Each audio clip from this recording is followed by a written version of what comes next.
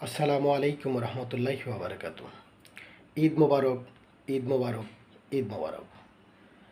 ধলডাঙ্গা দ্বিমুখী উচ্চ বিদ্যালয়ের সাবেক এবং বর্তমান শ্রদ্ধেয় শিক্ষক মণ্ডলী, ধলডাঙ্গা উচ্চ বিদ্যালয়ের সাবেক এবং বর্তমান শিক্ষার্থীবৃন্দ এবং আমার সমসাময়িক বন্ধুবান্ধব সবাইকে আমার অন্তরের অন্তঃস্থল থেকে জানাচ্ছি ঈদ মোবারক। আশা করি সবাই শ্রদ্ধা ভরে এবং অন্তঃস্থল থেকে ঈদ আনন্দ উদযাপন করবেন। সেই সুযোগেই বলতে চাই, যেহেতু ২ নং শিলকুড়ি ইউনিয়নের সবথেকে ঐতিহ্যবাহী এবং গুরুগাম্ভীর্যপূর্ণ এবং ভাবগাম্ভীর্যপূর্ণ যে বিদ্যালয়, সেটি হলো আমাদের প্রাণের ধলডাঙ্গা দ্বিমুখী উচ্চ বিদ্যালয়। তো ইতিপূর্বে আমাদের যেসব রাজনীতিবিদ এসেছে, তারা সবাই আমাদের ধলডাঙ্গা দ্বিমুখী উচ্চ বিদ্যালয়ের লোকজন ছিলেন এবং ধলডাঙ্গা দ্বিমুখী উচ্চ বিদ্যালয়ের শিক্ষার্থী ছিলেন।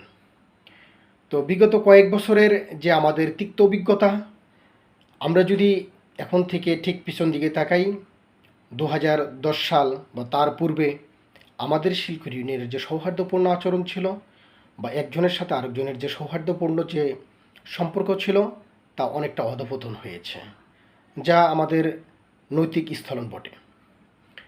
তো আমি মনে করি আমাদের যে ধলডাঙ্গা বিএল উচ্চ বিদ্যালয়ের যে গ্রুপটি আছে, এই গ্রুপটি যদি আরও সোচ্চার হয় এবং এই গ্রুপটি যদি আমাদেরকে আরও একত্ববদ্ধ করে তোলে, আমি মনে করি আগামীতেও আমাদের এই ধলডাঙ্গা বিএল উচ্চ বিদ্যালয়েরই শিক্ষার্থী ২ নং শিলকুড়ি ইউনিয়নের এবং সেই সাথে ২ নং শিলকুড়ি ইউনিয়নের যতগুলো ওয়ার্ড আছে, প্রত্যেকটি ওয়ার্ডেরই প্রতিনিধিত্ব করতে পারবে।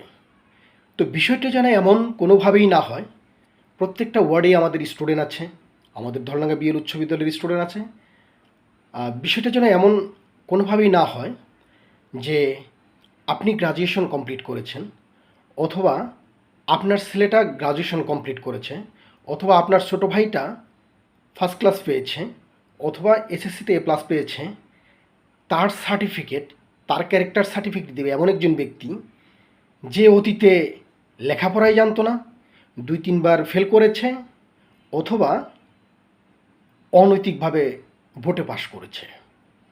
এমন কোনো ব্যক্তিকে যদি আপনি আপনার এলাকার যদি শাসনভার দেন, এমন ব্যক্তিকে যদি আপনার এলাকার নেতৃত্বকে দেন, তাহলে সেই নেতৃত্ব অবশ্যই সফল বয়ে আনবে না।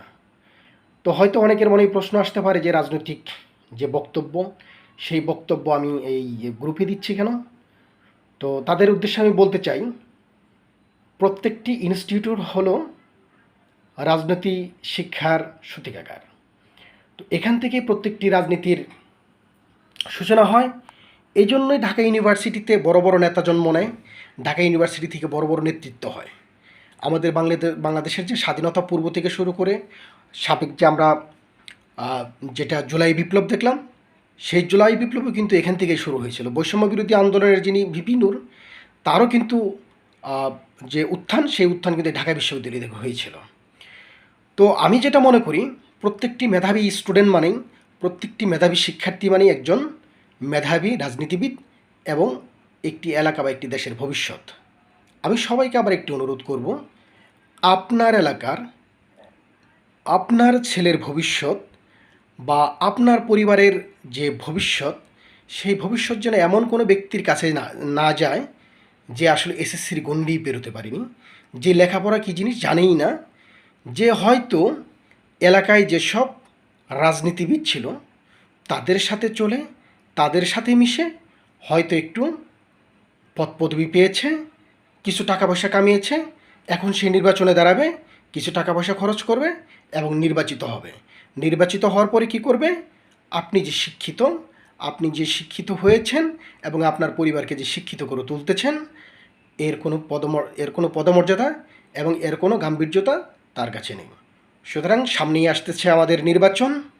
এই নির্বাচনকে সামনে রেখে আমরা প্রত্যেকেই প্রতিজ্ঞাবদ্ধ হব, আমাদের ২ নং শিলকুড়ি ইউনিয়ন ইতিপূর্বে যেভাবে রাজনীতিতে শিক্ষায় দীক্ষায় এগিয়েছিল, সেভাবে যেন আবার এগিয়ে যায়।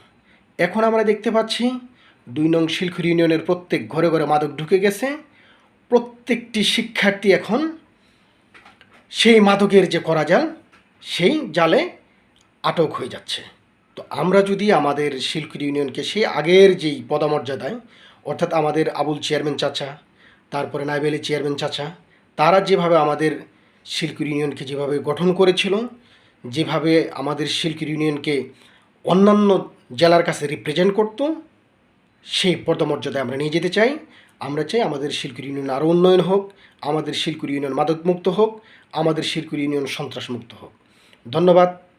আবারও সবাই আমার পক্ষ থেকে ঈদ মুবারক, ঈদুল আজহার শুভেচ্ছা জানিয়ে শেষ করছি। আসসালামু আলাইকুম।